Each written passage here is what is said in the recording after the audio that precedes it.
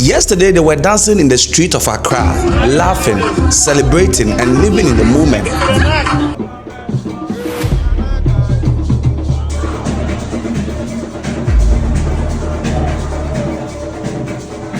But today, Ghana was about to show them a completely different side.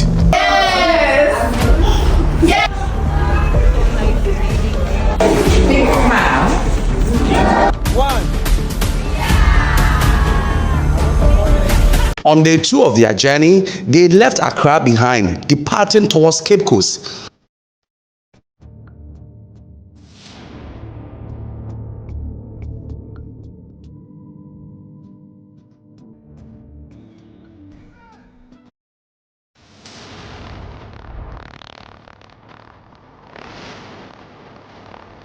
The energy had changed with less excitement and more curiosity. Guys, if you've enjoyed this video so far, please do me a huge favour and hit the like button and subscribe. These videos take quite a long time to make, so if you could help me out, I'll love you forever. Thank you all for your support. Now let's get back to this crazy story. So I recommend that you watch the first episode if you haven't watched it. So these are a number of, Americans, their family members, friends who have decided to come to Ghana to renew their marriage vows with their husbands. So that's just an insightful trip. I've done the first, episode of how they came, where they visited Chalwote. Africa, rise up, Africa.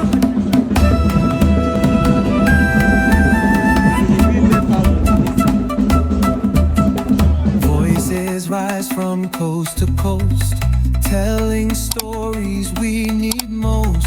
Truth and power, clear and strong. Africa's heartbeat in our song. Kweku Africa, bold and free, telling our history, our destiny. From the village to the city light, we speak the truth, we shine so bright.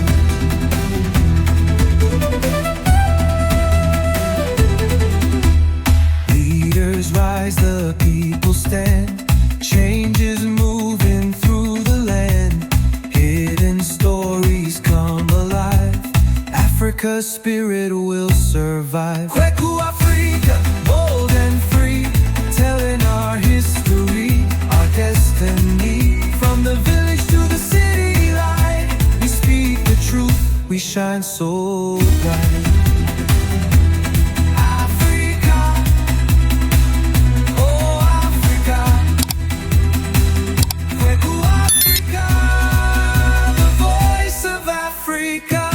Leaders rise, the people stand. Change is moving through the land. Hidden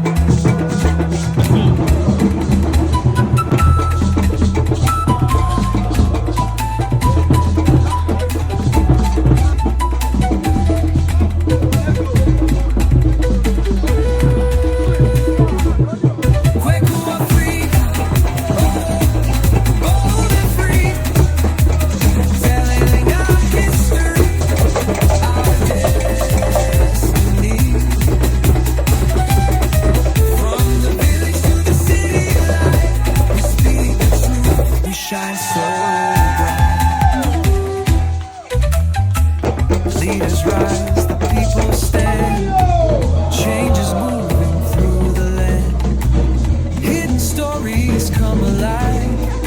Africa's spirit will survive. Kweku Africa, bold and free, tell our history, our destiny. Village to the city, we shine so bright. Africa.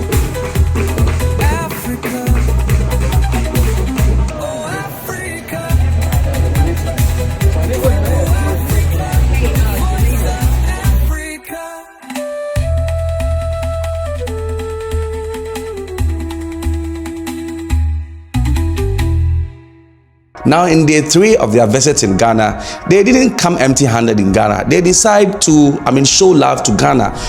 They chose a community school in one of the outskirts in Ghana, and they decided to go and gift them. The local school, they sent book supplies and something even more important, which was presents. And for the children, this was joy. But for them, this moment meant something deeper. It meant connection. But even before getting on the school, that was when they experienced one of Ghana's terrible problems. Bad roads leading to communities in the outskirts of town. There, their car broke down. Africa, rise up, Africa.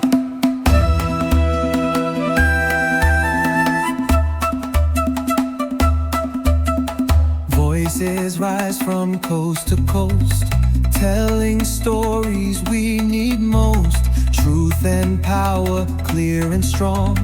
Africa's heartbeat in our song. Kweku Africa, bold and free, telling our history, our destiny. From the village to the city light, we speak the truth, we shine so. But instead of slowing them down, it rather changed their perception about Ghana.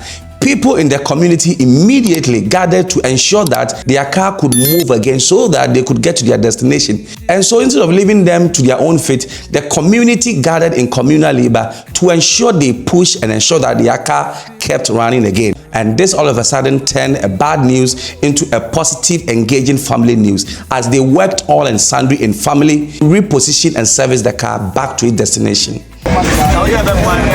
Shine so bright.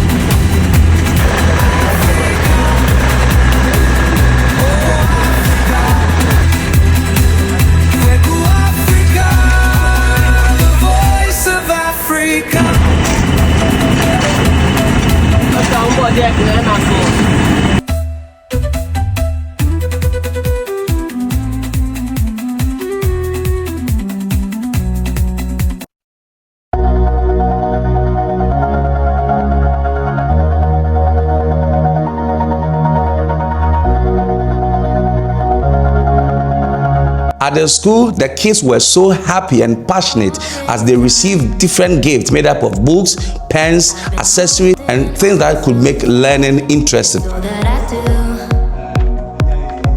was easy to use, so call my time, but you weren't really mine, just something to do. Thought I never knew.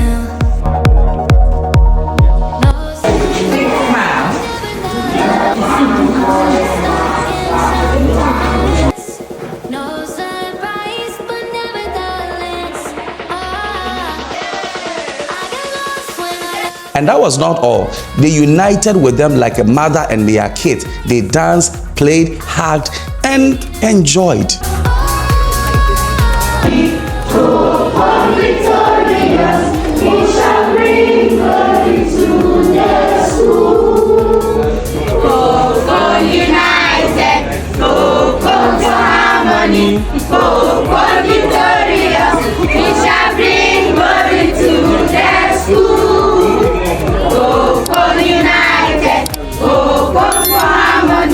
Go, victorious, go,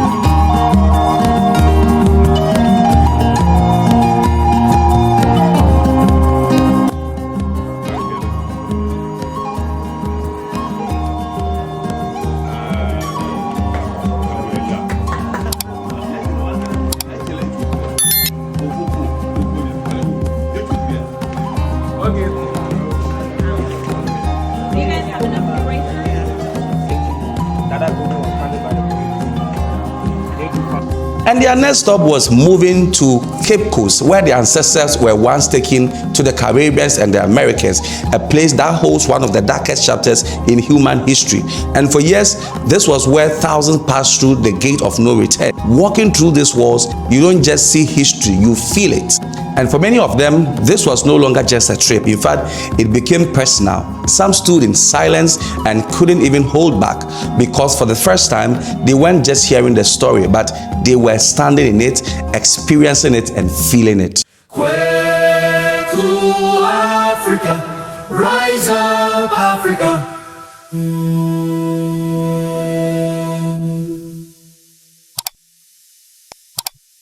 Voices rise from coast to coast, telling stories we need most. Truth and power, clear and strong.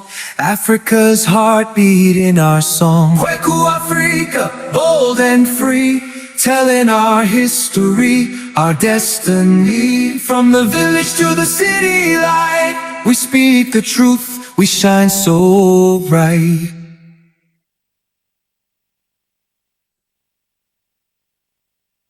Leaders rise, the people stand. Change is moving through the land. Hidden stories come alive. Africa's spirit will survive. Kweku Africa, bold and free, telling our history, our destiny. From the village to the city light, we speak the truth, we shine so bright. Africa, oh Africa, Kweku Africa, the voice of Africa. Later, these Americans were given traditional Ghanaian names that actually befit their status. They were taken through the normal rudiment of naming ceremony, where they were given alcohol and sugar to signify good and evil, truth and lies.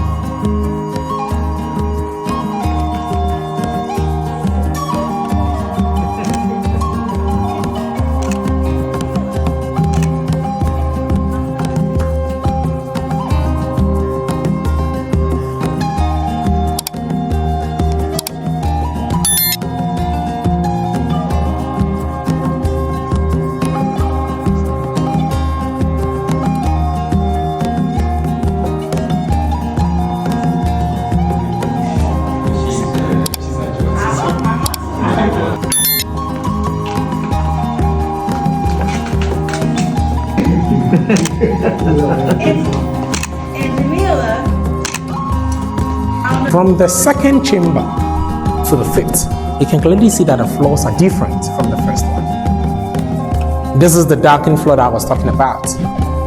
Exactly. This is the darkened floor. This is what our ancestors left, how they stayed in the dungeons. These are feces, urine, blood, sweat, tears, vomit, saliva, human flesh, together with sand that has compacted to form this darkened floor. If we should excavate these darkened floors right now, we are going to see bricks underneath, like the first one that we see in the first chamber. And ironically, right above the male dungeon was a church. The British built a church right on top of the male dungeon. So then they worship up there, whilst the African men were suffering and dying directly under their feet. You know, this was intentionally done. This was never a coincidence. I always say this just because this didn't happen only here. When you visit the Elmina Castle, the Christiansborg Castle, you'll find the same situation. They built churches right on top of dungeons. So that I always say the church was actually complicit. They condoned it. They empowered and supported the ill treatment given to the Africans. Because at the end of the day, the evil that they did here benefited the church directly. The people who were buying and selling slaves in this castle were the same group of people who gathered and worshipped up there. And how then do we justify? The name of the church was Society for the Propagation of the Gospel. the Church of England, and now the Anglican Church. And over here you can see a hole. This is a spy hole, and the purpose of the spy hole is for a soldier to stand up here just to monitor the movement of the captives. This is the same place at some point they have to feed them through. Yes. You know, initially they were feeding them outside, but in any time that they brought them outside, you can imagine 1,000 hungry men being fed outside. Most of them were fighting over food. Even some of them were beating up the British soldiers. So then they decided not to bring them out to feed them anymore. But then henceforth, they stand in the various spy holes. We have these spy holes in all the 5 chambers. So then there will be soldiers standing in various of them with their food. So then they throw it to them like feeding animals, whilst the whole floors of the dungeons were scattered with feces. Interestingly, this particular chamber, the one that you see right up here, is connected to the entrance of the church. The hole up there is connected to the entrance of the church. So anytime that they move into the church to pray, they clearly see everything that is happening down here. You see everything in the dungeon, so that is the whole sun attention. So while others were worshiping up here, others were also staying down there. And I think this place was covered too. So it was just bars. So you could see, mostly you smell, and as well hear them from that point. So they preach the gospel up here, and they do whatever is in this. And that same place became a classroom for the mixed race, the kids that they had with the blacks. So the kids moving in out of the church also witnessing this. Got some. Those ones that are, those kids became slave merchants. Some became slave merchants, and others became elites in the society, becoming lawyers, engineers, all those stuff here. Ghana was no longer just a destination. In fact, it became a connection, a realization, and a moment of truth. But this journey isn't over, because after facing the past, they are about to experience something even more powerful. And trust me, you won't want to miss this episode. And all that you gotta do is to like, comment, subscribe, and share the video. It's a wrap for this day.